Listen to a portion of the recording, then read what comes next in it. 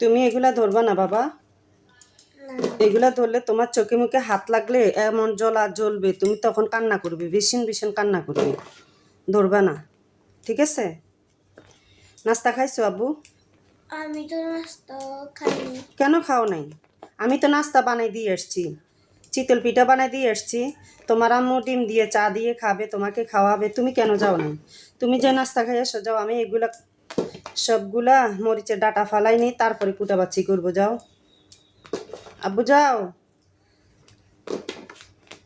তোমাকে নিষেধ করছি, তারপরও তুমি কিন্তু এগুলা ধরতেছো। আমার কিন্তু ভীষণ খারাপ লাগে এসব জিনিসে। কেন? এগুলা মরিচ তো তোমার হাতে লাগবে, তারপরে চোখে লাগবে, মুখে লাগবে, জ্বলবে, তখন তুমি কান্না করবে। তাহলে তোমার কাছে কি ভালো লাগবে? ভালো লাগবে আব্বু? কথা বলো না কেন এখন? কথা বলো। তোমার মতন কিন্তু আমার ছেলে দুষ্টামি করে না, বুঝছো?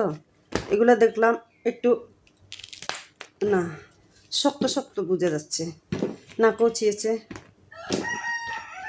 প্রথম মনে করছি একদম শক্ত, শক্ত না, ভালো আছে। আজকে কি খাবে বাবা? আমি হ্যাঁ, আজকে সুন্দর ডিম বাবা। না, আমি আমি সুন্দর জলদি আলু দি ভাত খাবা? হ্যাঁ। দেখছো, আমি 3 কেজি মার বানিয়েছি 100 টাকা দিয়ে।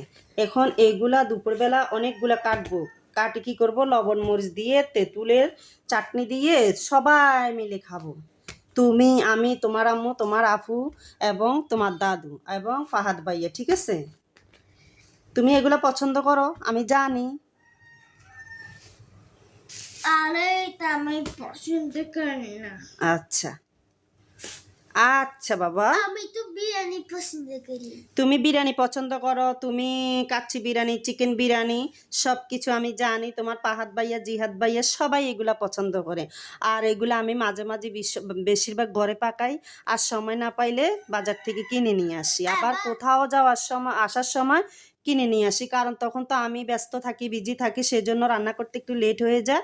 সেজন্য আমি কিনে নিয়ে আসি, ওদেরকে খাওয়াই। কারণ আমি উপাস থাকতে পারবো, আমার সন্তানকে আমি উপাস থাকতে পারবো না, এটা আমি মেনে নিতে পারি না। আমি কষ্ট করতে রাজি আছি, কিন্তু আমার সন্তানকে কষ্ট করতে দিব না। এটা আমি মা, মায়ের নিঃস্বার্থ ভালোবাসা। মা কখনো সন্তানকে কষ্ট দিতে পারে না, তাই না?